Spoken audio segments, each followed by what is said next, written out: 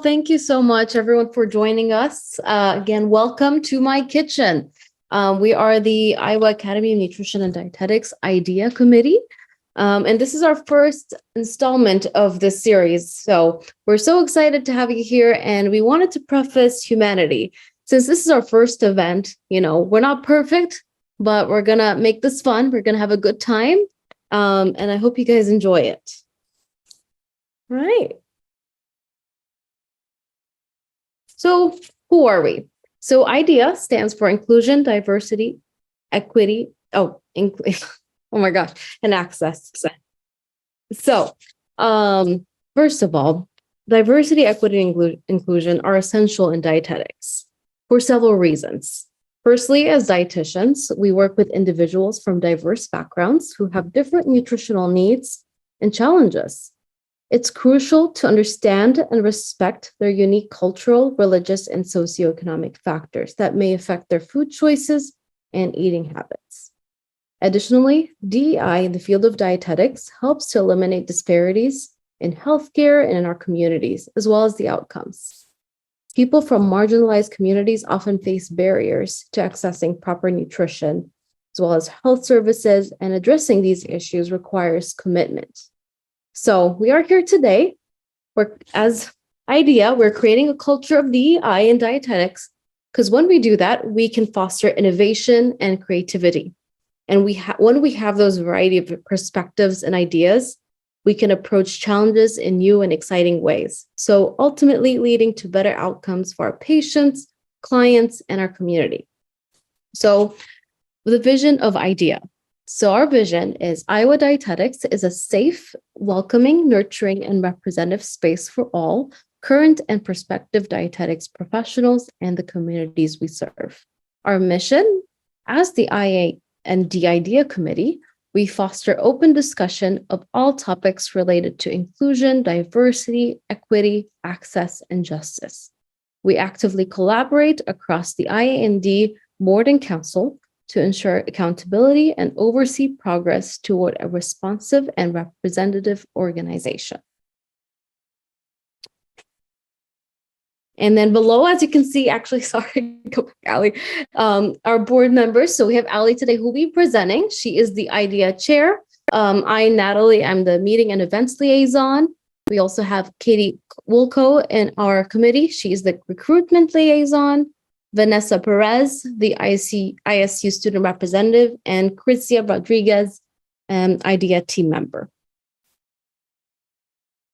So, welcome to my kitchen. So this series, we focused on the kitchen, but why? Why are we meeting in the kitchen?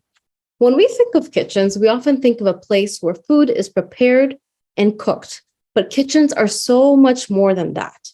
Kitchens are the heart of the home, where people gather to share stories, laughter, memories, and of course, delicious meals. Now, let's talk about diversity. Diversity is the recognition and appreciation of differences, whether it be in race, gender, religion, or culture. Diversity is what makes our world unique and interesting. So what do kitchens and diversity have in common? Kitchens are a space where diversity can thrive. Think about it. Every culture has its own unique cuisine. And when we bring those cuisines together in one kitchen, we create something special. We can learn about other cultures through their food and broaden our horizons. And with Welcome to My Kitchen, we're going to have multiple series throughout the year, everyone presenting their traditional foods from home. I know Ali's going to present for us the Midwestern bean chili. That is very close to her heart. And then I'll be presenting some dishes from my country that I'm very excited about as well. So furthermore, so everyone can contribute to the kitchen. Everyone helps in any way by preparing meals or sharing the enjoyment of meals. But we have to understand that kitchens and diversity go hand in hand. So let's embrace diversity in our kitchens and celebrate the richness of our world. And again, welcome to my kitchen. And yeah, I'm so excited to have you all here.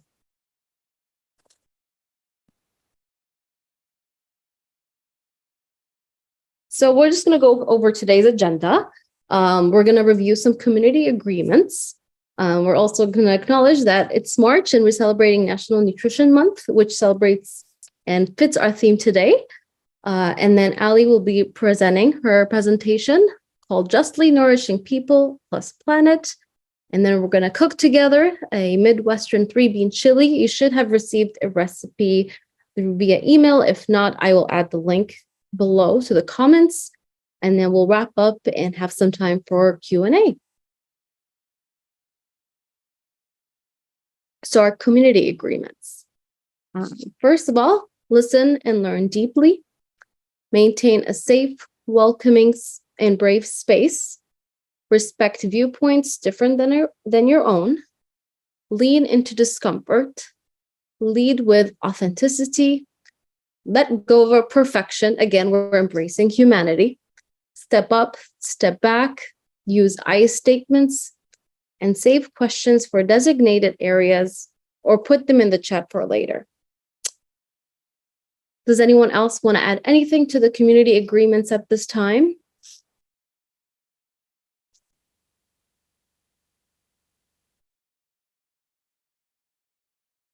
All right, perfect. And so again, we're celebrating National Nutrition Month. So we're connecting this with Fuel for the Future, especially when it comes with sustainability and the environment. And we'll go ahead with Ali. Kick it off for us, please.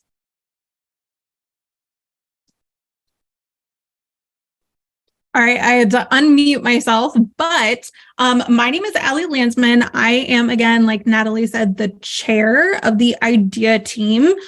Going on a couple of years now. It's been quite the journey, and a lot of people know me for my justice work here in Iowa, but I'm also very ingrained in the food systems and environmental work as well. So that's why I wanted to talk about today and thought it would be a great opportunity to match our very first IDEA event with the National Nutrition Month theme of focusing on sustainability. So I will be talking about justly nourishing people and planet. I am a master of public health. Sorry, a little background noise. Master of Public Health, registered dietitian, licensed dietitian in the state of Iowa.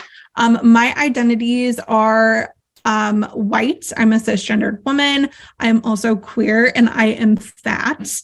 I'm a sustainable and resilient and just food system specialist. That was my focus in my master's and a lot of my work that has followed as well. And then I am also a freelance sustainability and environmental nutrition consultant and educator. And I also have links to my Instagram and LinkedIn as well, down here if you would like to take a look. So my background, something that I've become very used to as a registered dietitian, one of the backgrounds I've had the longest amount of time in is, why are you talking to me about agriculture and environment when you are supposed to be focusing on nutrition? And the answer is because it's a very circular relationship, which is something that we will go ahead and be talking about soon, but also because I grew up on a conventional Iowa farm, which is also located on occupied Iowa land up in Webster County, Iowa. So in the central area of Iowa, if we have some friends who are not from Iowa here with us today. So growing on a conventional farm, we didn't grow any livestock, but we did grow grain products, conventional grain products, so industrial corn and soybeans. And that's exclusively what my family produced and still produces. And then I also have an undergraduate, my dietetic internship. Those are both through Iowa State University. My dietetic internship, I was able to go on an international study to Paris, France, where I studied sustainable agriculture as well, and some policy in Paris. And then my graduate emphasis was on sustainable, resilient, and just food systems, which I know a few of you on the call were involved with. Some really cool projects that I did, engaging not only dietetics and dietitians, but also engaging organizations like the University of Northern Iowa's Center for Energy and Environmental Education, as well as Practical Farmers of Iowa. And then also my work and volunteer experience centering around nutrition, public health, and food systems nexus. So all those different fences that I straddle on a daily basis. So in the past, I've been a food corps service member. I've also worked with the local foods team, now feed team at the Iowa State University Extension and Outreach, the Leopold Center for Sustainable Agriculture. I also volunteer with the HEN group of dietetics, so Hunger and Environmental Nutrition. I am their Sustainable Food Systems subgroup chair. And then I also am the editor-in-chief for the Planetary Health Collective, which is a startup nonprofit organization with dietitians who are engaged in planetary health and justice. So that's a lot what I have in the background and where my experience and my interests culminate in this space. But I also do want to highlight that my experiences have been and still are limited as a white individual with access to greater resources. And these resources, the privilege of having access to land, access to financial benefit, access to education, and those are important to highlight as well, even though trying to look through and expand my learning, it still is highlighted by the fact that I'm white and get a lot of privilege from being white as well. All right. And one thing I would like to do first, and this is I know that we have individuals who are dietitians, individuals who are in the food space, individuals who are community members on right now. This is a space that is very aligned with my experience working with registered dietitians. Sorry, this slide is based from my experience working with dietitians and some of the breaks, the ways that we need to realign our mindset to be able to be more open to understanding the connections between nutrition, environment, as well as social justice. So as we're realigning our mindset, there's a few messages that I want us to keep in mind that will really help open up to what we were talking about today. And number one is food is a human right, and any and all resources needed to produce food should be justly distributed. So we're talking about water access, we're talking about land access, we're talking about manufacturing, we're talking about access to food, everything along our food system. And then our second is food is more than science. Sometimes if we're food and nutrition scientists, depending on where we are coming from, we break it down to those smaller pieces. But food is much more than science. It's essential for justice, for culture, for humanity, and for belonging. And then humans like air, soil, water, and microorganisms and plants are part of the natural ecosystems we exist within. This is important because if we reflect on indigenous foodways versus colonial foodways, there's a big separation in colonial foodways from all of our resources that we're producing, that we're gaining our food from. There's a lot of ownership, but we're actually mending that bridge because we are a part of it. And we're also one of the most influential factors within the health of all these different pieces. So these are important mindsets that I like to remind. I hope that these are impactful for everyone and that you enjoy them as much as I do. But we will move on. We have some common ground. Oh no. So those got switched. This one is first. We're setting common ground with our common definitions. Some of these are definitions that I like to use. Some of these have resources. I won't spend all of these. This is great if you want to come back and look at these slides and have these definitions in your back pocket, but this is a big wall of text and we're just going to sum these up.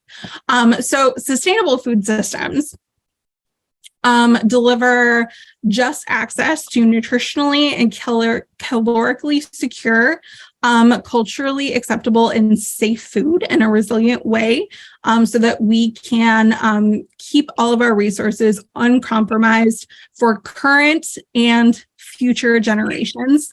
That piece is really important. We tend to talk about the future when we talk about environment. We also need to think of the here and now.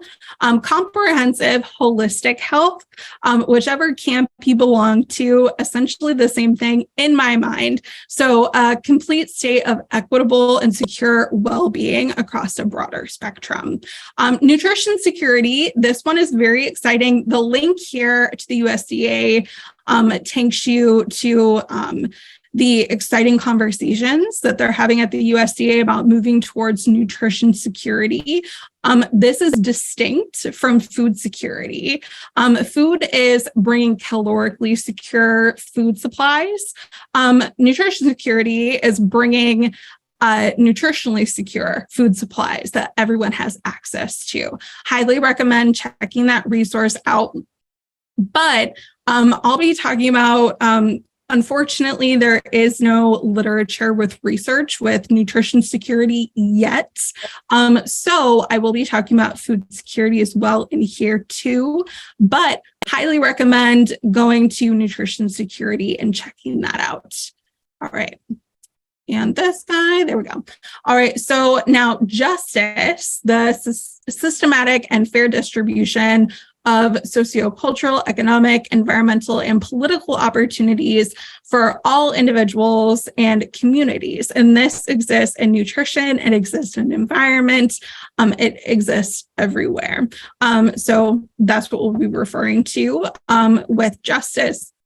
Intersectionality is also really important here. You may have heard of intersectionality before. We have a definition. There's also a video example that you can watch on your own that was created by the individual who coined the term intersectionality, which is Kimberly Crenshaw. But this is the interconnected nature of social categorizations of race, class, gender, etc., as they apply to a given individual group regarding overlapping discrimination. So in general, I am a white, queer, fat individual, but an individual who is Black, queer, and fat will experience more discrimination and unjust distribution of resources than I will. So it's those overlapping identities, and they don't individual equal up, they stack on top of each other. And then systemic oppression, which I will be talking about a decent amount, is the intentional disadvantages imposed on individuals or populations based on their identity or identities at an institutional level. So how our structures are made to focus on oppression and how that equals up to big population health issues, individual health issues in the long run. Going on to this. So I'm an individual who I'm a public health practitioner. I like to think really big at a systems level.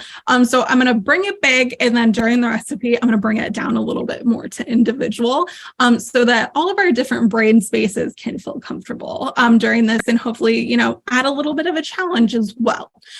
So first, to define, this is my definition, and I add a little bit more of a flourish to this, but what is sustainable or environmental enviro-nutrition? We'll be using those.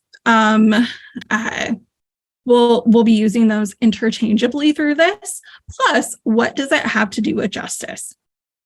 So we're defining sustainable nutrition / environutrition as nutrition practice or nutritionally secured dietary patterns that are consciously made to justly and actively prevent harm and or symbiotically benefit planetary health. It's also very important to know this is a very popular topic right now, regardless of whether it's dietetics, community health, food systems, all of that. It's also very important to know that this is not new. This is reflecting on indigenous foodways. So this is a space where a lot of appropriation has happened by Western medicine and individuals, but this is a space that has existed, continues to exist within indigenous foodways and indigenous food systems. I have a couple of resources linked at the bottom, which I highly suggest reading because they are excellent. But as we look at this little tiny simple diagram that I put down here, human health and planetary health. At the middle, justice meet. Currently, I would say these circles are not touching within our current systems. I do not know. I would say make sure that your mic is muted, please, so don't get that background noise. But when we think of human health and planetary health, we should be having this overlap, and justice should be at the nexus of where these exist. Is that technically happening right now? No, but we're here to work on that because, like we said, this is a human right, and that's what we need to focus on. So moving forward, I have like a little bit of a discussion because I love everybody to like be able to talk. I will not like call on anybody. Feel free to talk if you feel like it, but I'm really hoping that someone is willing to share. But I'm going to discuss this graphic first, though, but some talking time is coming for you. So we're connecting nutrition, environmental health, and justice. This graphic is one of my favorites. I used it in my grad work, but it's showing the circular nature of how environment is impacted by the foods we are producing that provide us nutrition, and how they can negatively affect human health and planetary environmental health, and how that feeds back. I put another little arrow because you couldn't really see it on the diagram. It feeds back to how our environmental impacts, our inputs are impacted.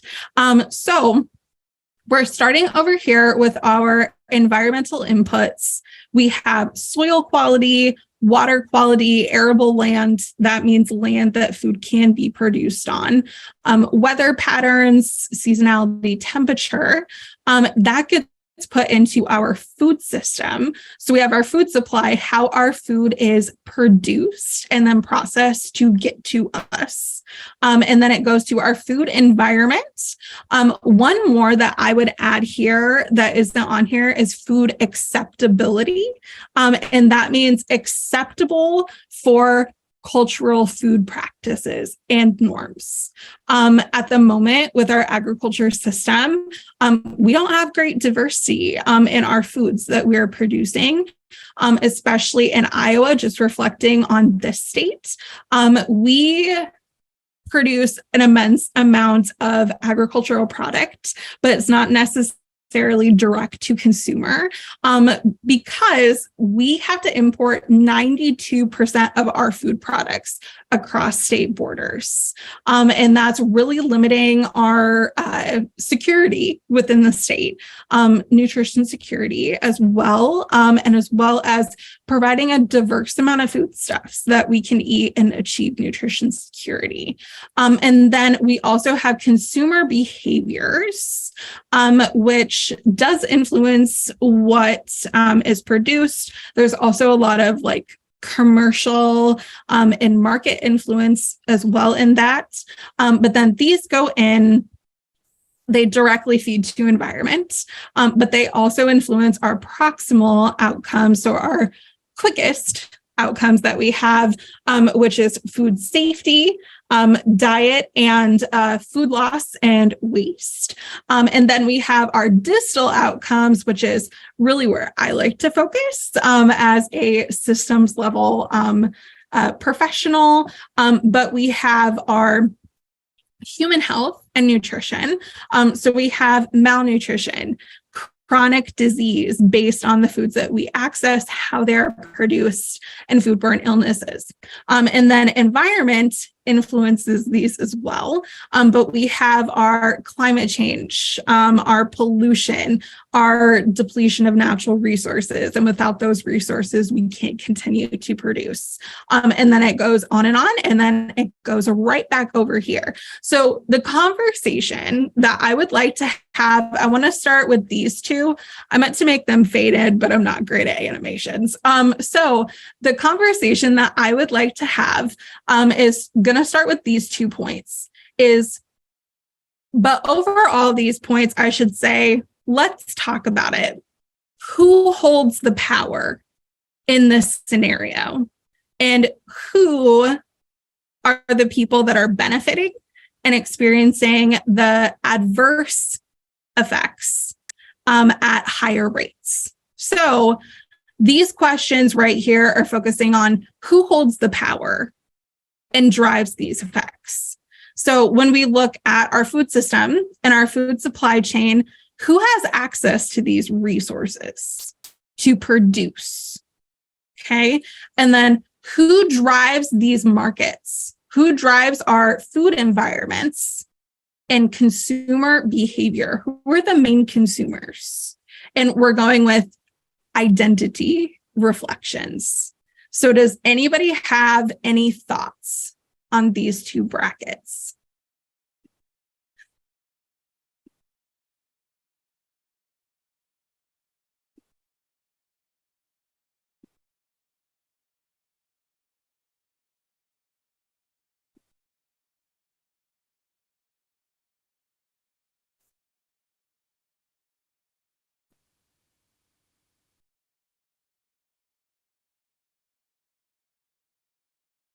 All right. And again, no one has to speak up if they do not feel comfortable, but this is a learning space. So no wrong guesses. Because I'm here to help and correct.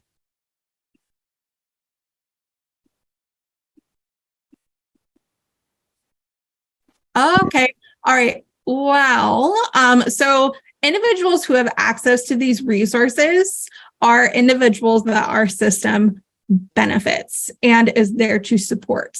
And so individuals who have access to resources to produce, access the most access to our food environments and consumer behavior are white individuals. In particular, especially when it comes to access to resources, it is cisgendered and heteronormative white men. If you think about the farmers that you know, that's probably going to be pretty normal, and that's all the farmers in my family as well. And who drives these markets? And it's the individuals who have the most capital to spend and provide. And normally, if we think about our statistics, that is going to be white individuals as well. But then we come to our distal outcomes and adverse side effects that can happen here. And then also the most exposed to negative spaces as well. Who are going to be these individuals?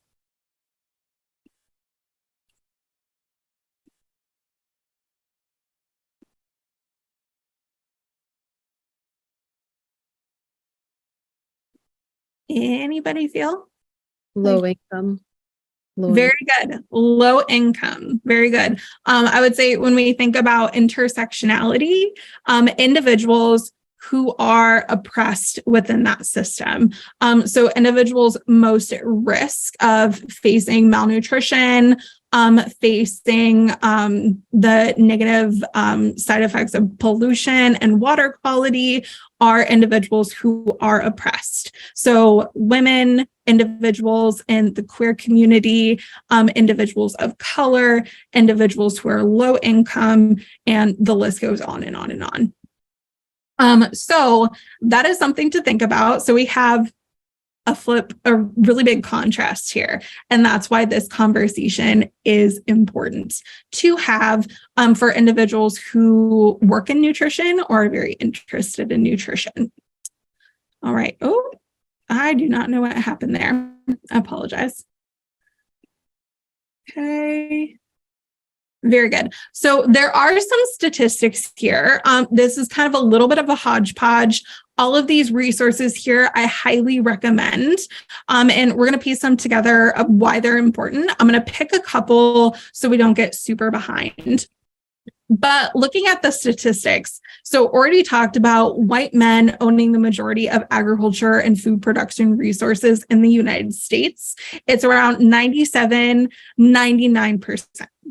All right, so that is a huge disparity. 97, 98% of agriculture, food production resources are owned by white men. And there's a really big connection between individuals who have the means of production being able to have better health outcomes because you have more resources. And then also looking at agriculture subsidies. This is a really big topic, especially here in Iowa. They're only for a specific selection of commodity foods. So we're thinking sugarcane, we're thinking wheat, corn and soybeans, already mentioned. This reduces our food supply chain diversity. And diversity is really important in getting people food, but also achieving a nutritionally secure diet as well. And then let me look here for another one. So children, we think about children, we think there's so many groups that have a lot of power taken away from them to be able to live in spaces that are environmentally just, nutritionally just. But children are one of these groups. We can also think about individuals that live with disabilities who have almost no power with making these decisions. And children are a population group who is most likely to experience hunger. Black children experience hunger about 22% of the time. I believe I got that statistic from Feeding America. So that is a group that we can connect. Hunger is a really big deal. Also experiencing a very large amount of environmental injustice as well. So we're seeing those pieces connect again. Oh, and then one more piece I do think is worth talking about is the lack of diverse representation in research. So for example, here in Iowa, a lot of people know that Spanish is spoken very frequently here in Iowa. It's our second most prominent language in the state. Our third most prominent language, though, is Vietnamese. And a lot of people don't know that we actually have a very large Southeast Asian population as well in the state. But we do not see very much research or representation of that within our state statistics. So it is difficult to have a full picture when our research may not represent exactly what we are looking for. And there's also a lot of space to connect these dots between health, nutrition, and environment. It's becoming more frequent, but it does make it difficult to get that full picture and help us make those systems level connections. And so cultivating towards change, these are really important. And I want to hit on these. So number one, making a difference between these really staggering statistics. I know Brian said on here that there's a lot to unpack. There definitely is. And that's why we all have to do our part, especially if we are white individuals who the system stands to serve. So Number one is always starting with your own awareness and spreading what you learn. I know this can be difficult because I was there in the past, but starting somewhere really matters. Don't let it intimidate because then we're not doing anything to fix the issue. Holding yourself and others accountable is also very intimidating, but also extremely important. Holding yourself accountable is more easier than holding others accountable. Some people might say the other way around. For a people pleaser like myself, it's definitely the other way around.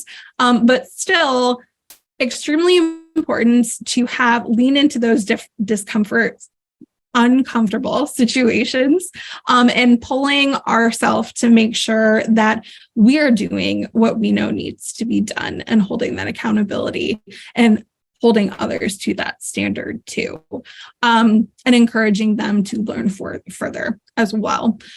Being conscious of who your actions support and empower. Are we empowering individuals who face systemic oppression on a daily basis? Or are we empowering business as usual in the current individuals in power? And then initiate dialogue with those currently holding power. I think we look immediately to policy, but this can also be having conversations with farmers that you know, having conversations with landowners that you know, having conversations with anybody else in this food system, individuals who are dietitians, individuals who are engaged locally. Having those conversations and initiating that dialogue is very powerful. And then also courageously building your network. So getting to know and connecting with individuals who are in different spaces than you, are in different communities that you are, individuals who are in different professions than you are. But I will say, do this authentically. We're not just going to an individual like myself, for example, and saying that you're queer, you're fat, come to my network. That's not how it happens. You have to build an authentic relationship with individuals around you to make a difference. But okay, here's where we get to the individual level with cooking. And I will say we're like a little bit down on time. This will be really fast because it is a super quick recipe and really, really easy to throw together. So this is Midwestern 3-bean chili. Do want to pay homage to the origins of chili, which is a Tex-Mex food. It's spread all over the place. It's a very one of the white people's favorites, but it does have a space within Northern Mexican cuisine as well, and Southern Texas as well. For me, though, with family connections, this is a main food dish that my family ate all the time whenever we'd get together, especially when my family would go on vacations. We'd go camping, sit around a fire, and make this on a wood fire in a cast iron skillet. So it reminds me a lot of my family. It was also one of the very first food dishes that I could cook all on my own. I could cook a lot when I was younger. My mom is a cook and had a restaurant. My entire life grew up in a kitchen, but this is one of my number ones. And so for this, I actually made some swaps though to my family's original recipe. To make it a little bit more sustainable. So replacing food items that have a higher impact on the environment with those with a lower impact on the environment are still nutritionally beneficial. So one of the main replacements that I made in here is swapping out beef. My family would use a lot of ground beef, which uses a lot of resources within here. And I did add a few resources that can be looked on as well. So instead of beef, using a whole bunch of legumes, which are one of my favorite foods that I absolutely love, but are also a great source of protein, fiber, vitamins, and minerals that require a lot less from our environment than the beef does. So we will go ahead. I also do want to preface, this is my very first food demonstration. So be gentle. All right. We'll try to do it. Okay. But I'm going to go ahead. All you need is a pot and a spoon, essentially. But I'm going to go ahead and turn it on medium heat. There we go. Ollie, could you actually stop sharing your screen so we can actually see on full screen? I don't have the pin. Oh, yes, we can. There we go. All right. So stop share. I turn that on medium heat. Right. And then I'm going to add some oil. I have olive oil right now. If you have a higher smoke point oil, like an olive, like a avocado oil or something like that, that's what I would prefer to be using, but I do not have that right now. And then as that is warming, I am going to go to some of my veggies. So with my vegetables, I did buy these from the grocery store. Some of them. So these onions, I buy whichever ones are cheapest at the market. So dice up some onions, does not matter what color you have. They can be a nice rough chop as well. And one of the things about Iowa is I really love to use fresh veggies from a garden. My grandma grows a really big garden. My mom grows a moderate sized garden at home. But I'm always able to steal some of their veggies because they can't possibly eat them all. And I'm able to eat those during the summer. I'm gonna put those in there. Get a nice little saute on them, and then I'm going to do another. So this is a whole onion.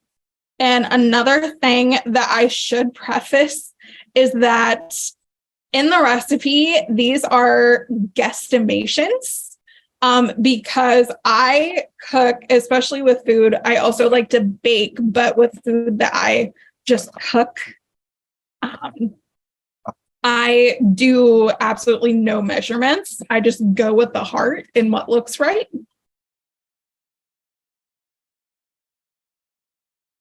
Okay, those are chopped. So that full onion. And then we have sweet bell peppers. I like the sweet bell pepper. I already gutted this as well. We're going to use half of this guy. And I like these sweet bell peppers because they bring a sweet element into it. This one is also a pretty rough chop as well. It's big. Got some of these really big ones down.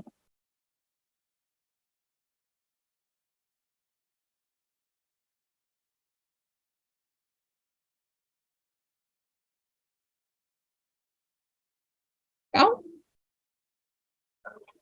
All right.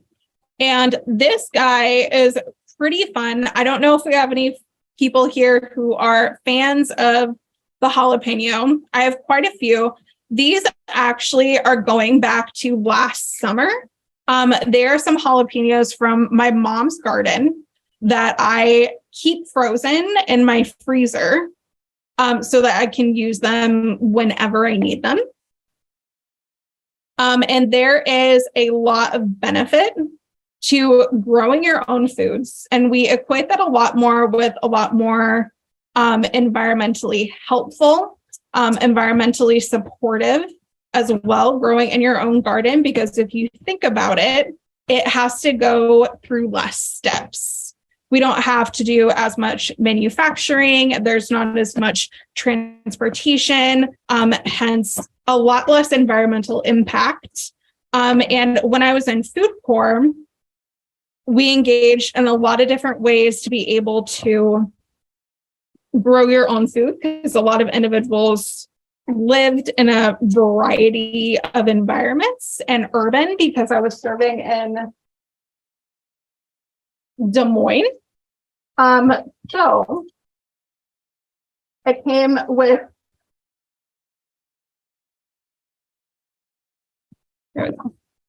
a few different opportunities to grow, right? And I am going to let those soften up a tiny bit, and introduce a couple other of the steps that I'm using to focus on sustainability. So this is my little compost bowl. I just collect them, and then I actually have an ice cream bottle that I drilled some holes in the top to make sure that there was air. And then I collect them in there every week. And I actually have an individual in town because I live in Ankeny, and I live in an apartment, so I don't have much space to compost on my own. So there's an individual in town who lets me dump in their compost every week. So that's very nice. But another reason why composting is important is because these food products, if you never encountered composting before, these food products can break down positively or negatively. Negatively, when in the trash, it seeps out chemicals that can be toxic when it breaks down. And so we have the seepage into groundwater, which is not good to be drinking or consuming or being around without purification. So that's why composting is important, because it can break down in a positive way and give back nutrients into soil. So that's why composting is great. There's a lot of ways to do it. You can find an individual that you can donate to. Some cities do compost pickups or have opportunities to do that. There are like some businesses that are picking up your compost. There are also ways that you can compost like very minimal. I'm very excited for the day when I'm able to get like a vermicompost, which is composting worms. Don't knock it. We had that when I was in food corps. Highly recommend. It's like a ton of fun, especially if you have kids. They have a great time with it. All right, so we have these guys. They're cooked down like a decent amount. They smell very, very good.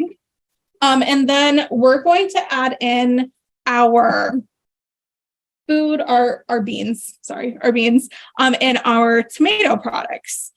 So I have quite a few beans. One of the beans is chili beans that I'm using, black beans, and dark red kidney beans. And I strained the black beans and the kidney beans ahead of time.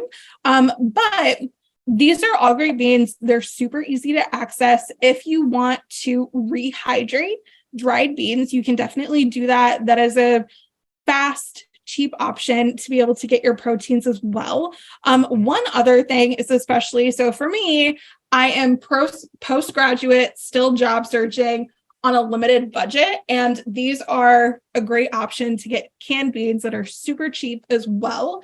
That also provides some great nutrition.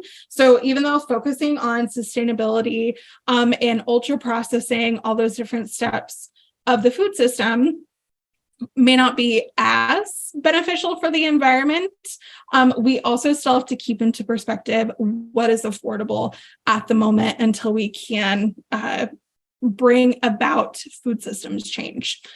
So I'm going to put in the chili beans at first. This one is a really big mess because it has like all the spices in there. And then I'm going to fill this up with water a couple of times.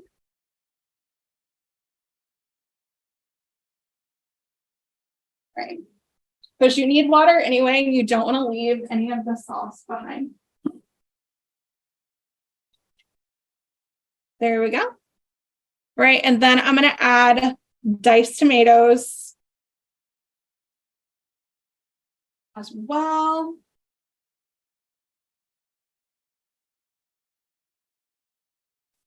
There we go. Rinse that one out too. And I forgot, bring this up to a bit higher because we want to get it boiling. And then we're going to dump the rest of the beans. There we go. And our other beans. Very nice. And then I have some green chilies as well. I like my chili to be nice and spicy. I'm kind of the person in my family that likes spices. The rest of my family, not so much, unfortunately. But I think it's good spicy, but this is a space where you can add anything you want. Okay. And then add some tomato sauce. Just depends on how tomatoey you want it. I like it a decent amount of tomatoey. Okay.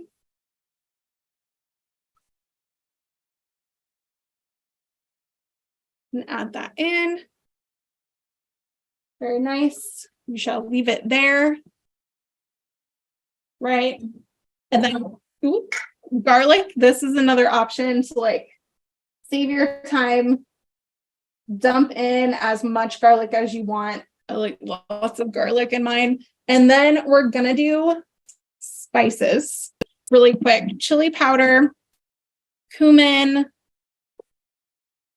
oregano, and paprika. And this is dump until your heart's content, but usually you're going to want more oregano and more chili powder.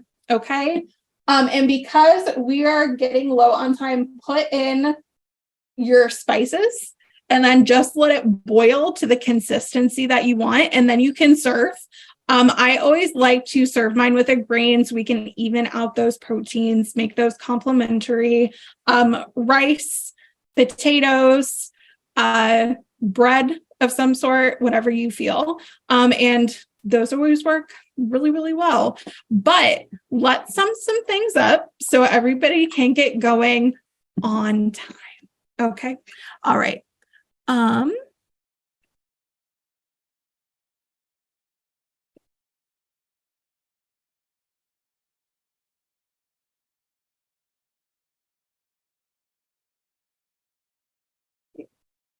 So there is a piece in here to get back to my shared screen, but there's a piece in here with a whole bunch of resources that I highly recommend we check out in your free time, a whole bunch of opportunities to learn, connections with that, organizations that you can follow and learn more from.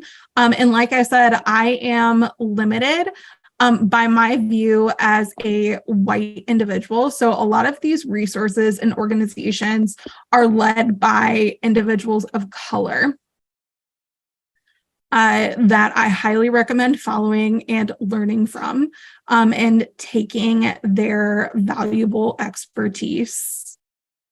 Allie, I shared the screen.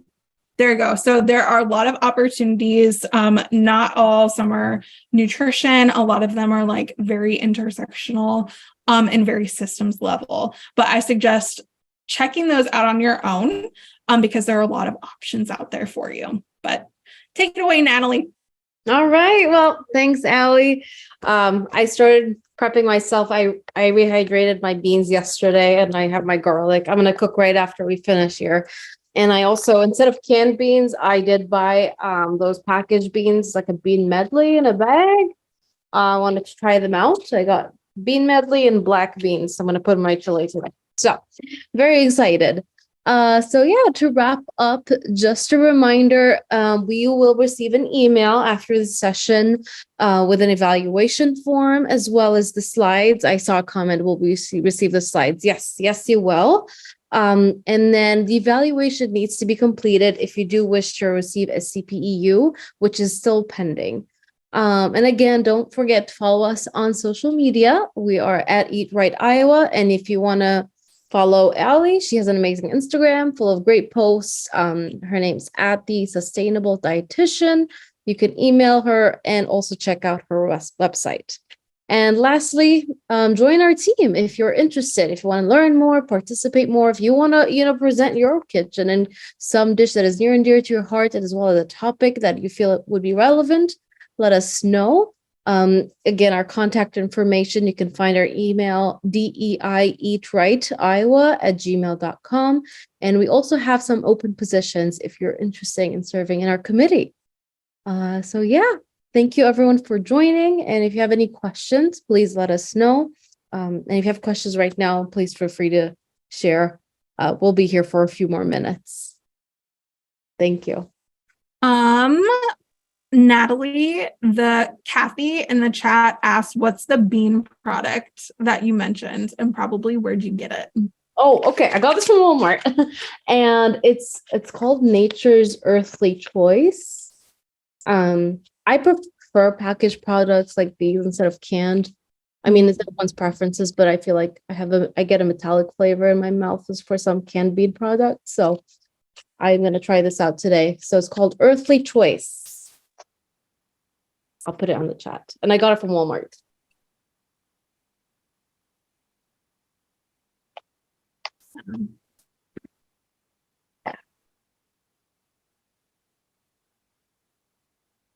Yeah. Any other questions?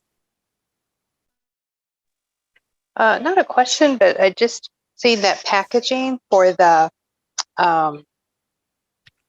beans. It reminds me, I found some pre-cooked rice products that are available. Some are in pouches like that where you just warm it, or you can get, they look like they're 1 cup, but there may be more than that, portions that are pre-cooked. I think those are just awesome when you're cooking for maybe just 1 or 2 people and you don't want to make a whole big batch of rice, because rice and beans or even, like meats too, that can be helpful. Things like that. Time saving. Their way to stretch. What's that? Time saving too. Yes. Yeah. Well, as we're closing out, again, thank you guys so much for joining us. We've been working on this for a very long time. And it's finally coming to fruition as our very first event. It is so exciting, and we appreciate all of your patience and your willingness to stick with us as we're working out all the bumps, and especially me, this being my very first demonstration.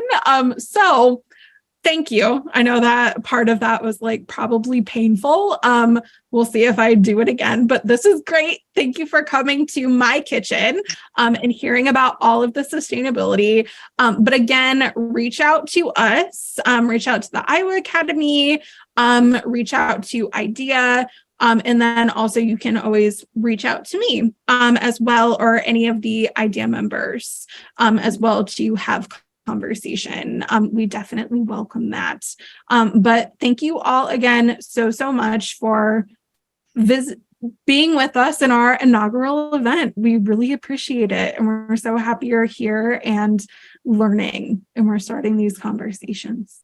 Oh, yeah. Quick question. Yes. Do you have sustainability kind of as a focus for each of the Welcome to My Kitchens, or are you looking for other topics too? Nope. We are primarily focusing around culture and identity. For me, I think, there might be opportunities around, my identities that are systemically oppressed in the future. But we did this to match with an overall understanding of justice, and also fitting into a National Nutrition Month theme, which went along with sustainability. Okay. Yeah. My presentation, we will have many more, but mine would be more geared towards cultural competency, dealing with patients from different cultures, how to interact, and as well as cook some dishes from my country. So everything is going to be every series episode, I would say, would be really unique to each individual dietitian. Okay. So kind of depending on your experiences and your, broadly speaking, like work, home, that kind of thing. So I feel like I have some experience. I've been a dietitian almost 40 years, and most of my experience was 12 years in diabetes education, and so I have that not only professionally but personally.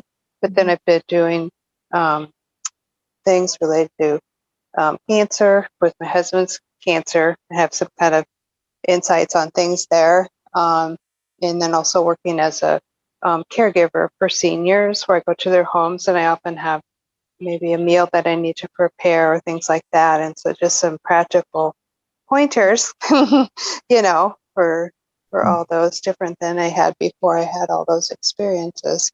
Yeah, that'd be great. So, well, thank you. This was real fun. I'm actually out of town on a medical trip with my husband.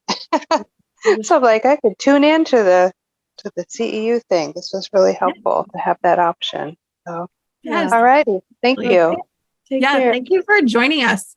Well, I think, Natalie, we can wrap it up here Awesome. and say goodbye again and our appreciation again for joining. All right. Thank you, everyone. Bye, everybody. Bye.